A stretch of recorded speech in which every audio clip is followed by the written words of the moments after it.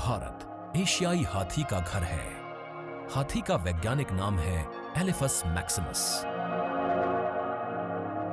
हाथी लगातार एक स्थान से दूसरे स्थान की ओर प्रवास करते रहते हैं।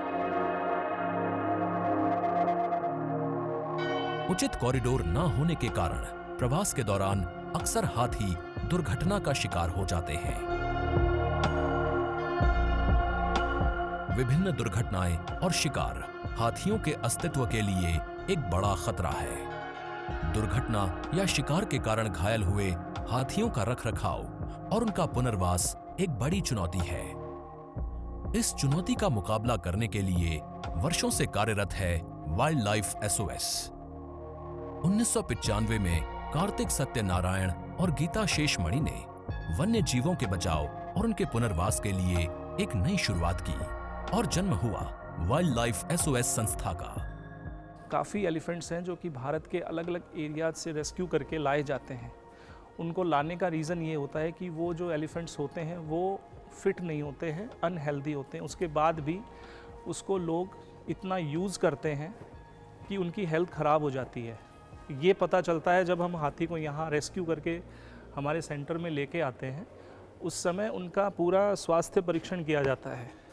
स्वास्थ्य परीक्षण के दौरान हमें इतनी सारी प्रॉब्लम्स हमें पता चलती हैं हाथी के साथ कि उनको ट्रीटमेंट देने के लिए हमें बहुत बड़ी प्लानिंग करनी पड़ती है। बहुत सारे इक्विपमेंट्स की ज़रूरत होती है। अब ये भारत की सबसे बड़ी वन्य जीव बचाव और संरक्षण संस्था बन चुकी है। पूरे भारत में ये 12 वन्य जीव बचाव केंद्र चला रहे हैं।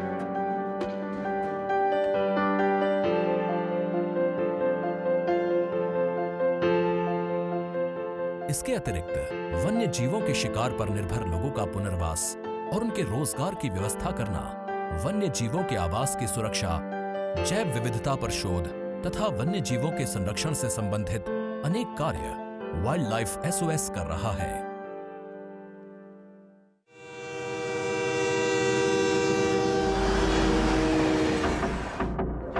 एक्सप्रेस की टक्कर से एक हथीनी की मौत हो गई। Baby Jumbo was injured in the accident.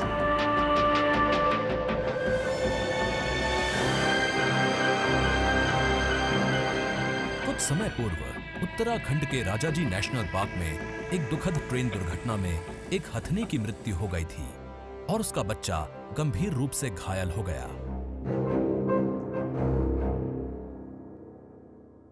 तो हाथी को टाइम नहीं मिला हथनी को पार करने के लिए, तो अपने बच्चे को शायद बचाते हुए वो बीच में आ गई, तुरंत मारी गई ट्रेन के एक्सीडेंट से, और बच्चा जो है वो फेंका गया।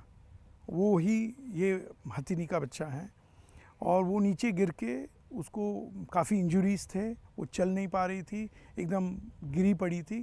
तो वन विभाग ने उसको ले जाके उसका इलाज शुरू करा दिया था। तो उन्होंने कम्युनिकेट करी हमारे साथ, उन्होंने हमें परमिशन दी, तो फिर हमने हाथी का एम्बुलेंस को तुरंत उधर डिस्पैच किया।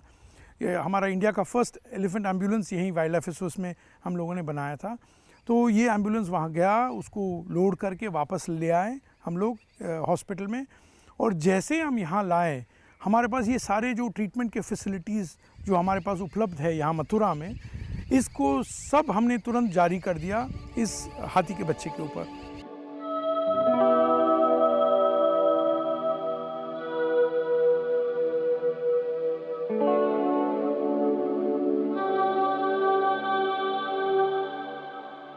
इस मादा बच्चे का नाम बानी रखा गया है। दुर्घटना के कारण इसके पिछले दोनों पैर निष्क्रिय हो गए हैं।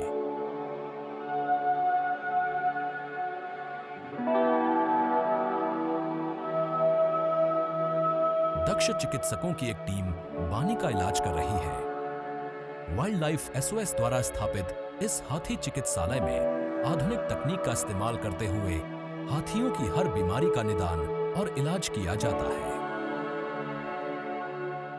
और बानी को रोज laser therapy, laser acupuncture, acupressure, Ayurveda treatment, हर तरीके का ट्रीटमेंट और इलाज को हम इसके ऊपर हम ट्राई कर रहे हैं ताकि कैसे भी हम इसको बचा लें।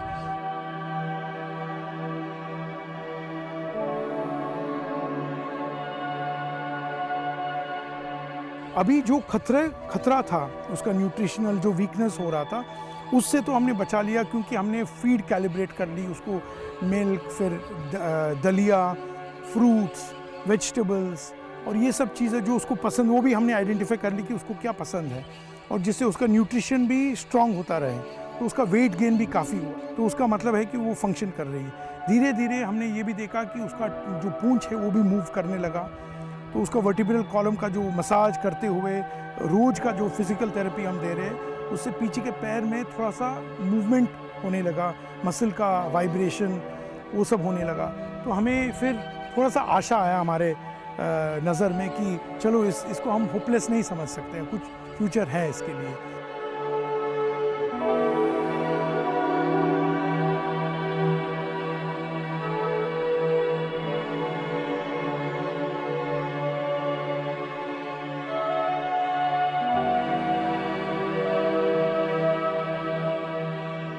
ये अभी ऑर्फन है, अभी इसकी माँ नहीं रही, अकेली है दुनिया में, केवल हम लोग ही हैं उसके लिए। तो वो उसकी माँ खोई केवल इंसानों की वजह से और हमारी लापरवाही की वजह से कि रेल गाड़ी की जो रफ्तार है वो यदि धीमी रहती, हो सकता है ये ना बानी को यहाँ लाने का ज़रूरत पड़ता, ना उसकी माँ मरती।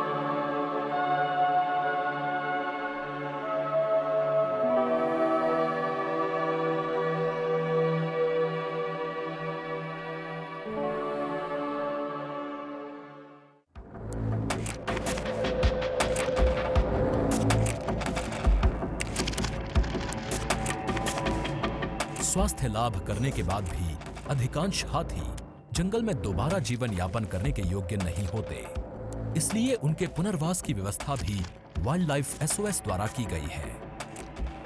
Elephants which have been having problem on their joints, which can't able to lie down, and then her stifle has got very badly impact, and then she couldn't flex her stifle properly, and that had changed her posture and gait.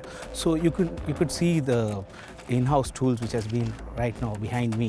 So these are all the tools which have been helped us. You know, we use those JCBs for the mud pilings, so that comforts the elephant while she lie down, because since her natural stifle has been got damaged and she couldn't flex it, she takes the support of the mud bricks. इस बड़े पुनर्वास केंद्र में हाथियों की दिनचर्या का पूरा ध्यान रखा जाता है। कई एनरिचमेंट एक्टिविटीज उनके लिए बनाई गई हैं, ताकि हाथी व्यस्त रहें और कुछ शारीरिक परिश्रम करने के बाद ही वे भोजन प्राप्त करें। हम हर एक हाथी को एक बाड़ा देते हैं, और उसमें यह है कि उसको एक महावत दिया जाता है, और उसका कीपर होता है जो उसकी हेल्प कर सके। वो पेरेंट्स होते हैं उनके, ताकि केयरिंग कर सके। आँखें, जिसकी आँखें नहीं है तो उनकी आँखें हम बनते हैं, जो महावत है वो आँखें बनते हैं।